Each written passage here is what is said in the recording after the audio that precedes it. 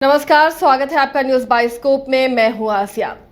चुनावी मौसम है और जगह जगह चुनाव प्रचार हो रहे हैं और झारखंड में भी चुनाव प्रचार ने काफी रफ्तार पकड़ ली है और इन सब के बीच में आरोप प्रत्यारोप का दौर भी जारी है। इन सब के बीच में झारखंड में जिस चीज पर लगातार चर्चा हो रही है, जिस चीज पर लगातार बहस हो रही है, वही ईडी की कार्रवाई। अब आज जेएमएम ने प्रेस कॉन्फ्रेंस किया। सुप्रियो भट्टाचार्य ने ये इशारा किया है कि बहुत जल्द ईडी की तरफ से मुझे भी सम्मन आएगा और कई तरह के आरोप उन्होंने लगाए हैं। साथ ही उन्होंने ये भी आरोप लगाया है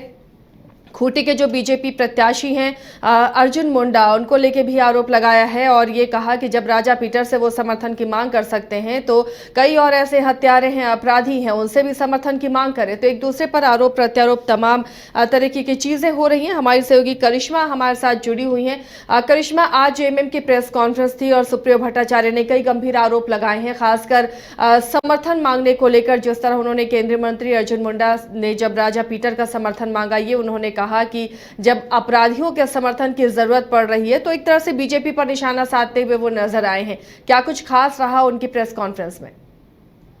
लोकसभा चुनाव को लेकर सभी जो राजनीतिक दल है वो पूरे तरीके से तैयार है, लेकिन झामुमो की ओर से लगातार आरोप लगाए जा रहे हैं। झामुमो के केंद्रीय महासचिव सुप्रियो भट्टाचार्य ने आज प्रेस वार्ता कर ये बताने और समझाने की कोशिश की है कि बीजेपी की ओर से क्या कुछ किए जा रहे हैं। आज खूंटी लोकसभा क्षेत्र को लेकर केंद्रीय महासचिव सुप्रियो भट्टाचार्य ने कहा कि जिस तरीके से केंद्रीय मंत्री अर्जुन मुंडा लोगों से मुलाकात करे, क्योंकि खूंटी में बीजेपी की ओर से अर्जुन मुंडा को चुनावी मैदान में उतारा गया और लगातार अर्जुन मुंडा लोगों से मुलाकात कर रहे हैं। लेकिन इस बीच झारखंड मुक्ति मोर्चा की ओर से आरोप लगाया गया है कि अर्जुन मुंडा के साथ साथ उनका यह भी कहना है कि बीजेपी के जो प्रदेश अध्यक्ष है बाबूलाल मरांडी, वो राजा पीटर से समर्थन मांगते हैं। और इसके साथ ही झामुमो की ओर से ये कहा जाता है कि अगर यहाँ पर राजा पीटर से समर्थन मांगा जा रहा है और राजा पीटर अगर समर्थन दे रहे हैं तो ये लोग क्यों नहीं कुंदन पाहन से मुलाकात करते हैं जो फिलहाल जेल में है। तो कई सवाल जो है झामुमो की ओर से उठाए गए हैं कि बीजेपी अपराधियों को आगे बढ़ा रही है, बीजेपी अपराधियों से समर्थन यहां पर मांग रही है।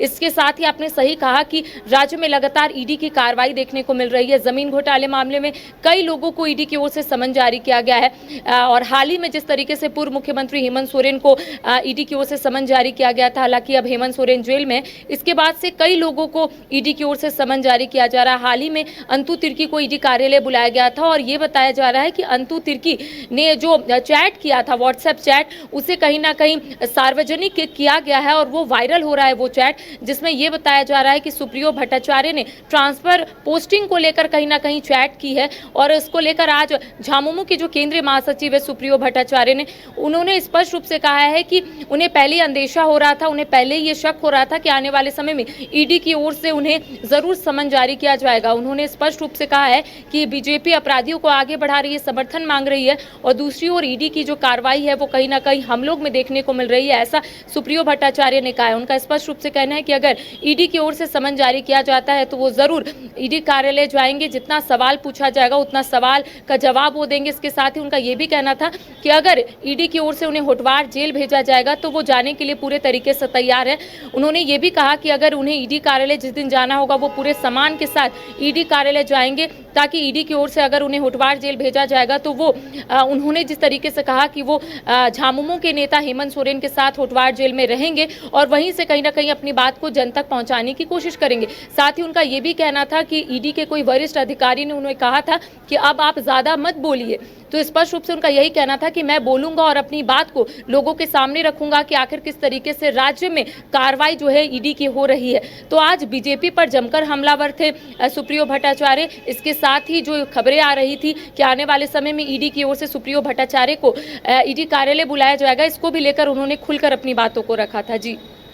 चलिए, तो अब पॉलिटिकल और ईडी दोनों ही मामले इस चुनाव में काफ़ी ज़्यादा उठते हुए नजर आ रहे हैं। झारखंड में जितने भी चुनाव प्रचार हो रहे हैं तो ईडी की कार्रवाई को लेकर जहां एनडीए निशाना साध रहा है इंडिया गठबंधन पर, वहीं इंडिया गठबंधन ईडी की ही कार्रवाई को लेकर एनडीए पर निशाना साधते हुए नजर आ रहा है। इस बीच बाबूलाल मरांडी ने राजा पीटर से समर्थन मांगा, ये आरोप लगा रहे हैं सुप्रियो भट्टाचार्य और उन्होंने कहा कि आप अपराधियों से समर्थन मांगे, कुंदन पाहन जेल में बंद है उससे समर्थन मांगे। तो एक तरह से बीजेपी पर निशाना साध रहे हैं, लेकिन ये जो बड़ी बात ईडी की कार्रवाई वाली है करिश्मा, उन्होंने इशारा किया है कि अब अगला नंबर उनका हो सकता है, उनके पास भी सम्मन आ सकता है और उसके लिए वो तैयार हैं अपने मुखिया के पास जाने के लिए, अपने नेता के पास जाने के लिए जेल में, और वहीं से विज्ञप्ति जारी करेंगे।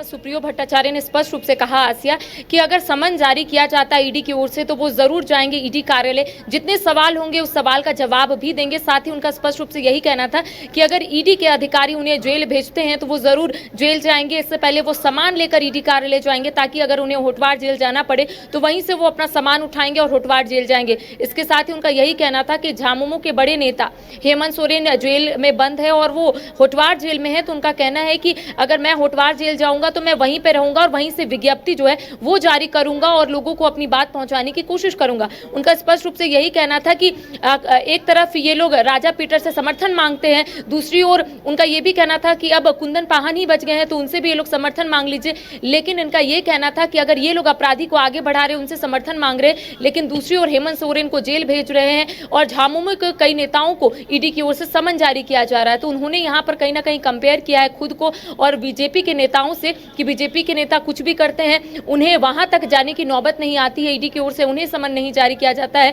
लेकिन झामुमो के कई नेताओं को ईडी की ओर से समन जारी किया जाता है जमीन घोटाले मामले में, क्योंकि अंतु तिर्की के साथ जो चैट वायरल हुआ है उसको लेकर भी उनका स्पष्ट रूप से कहना था कि चार्जशीट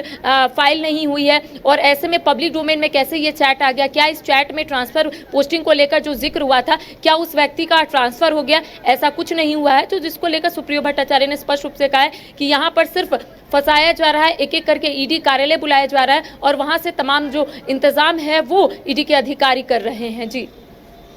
बिल्कुल, तो ईडी पर लगातार ईडी की कार्रवाई पर सवाल उठाता रहा है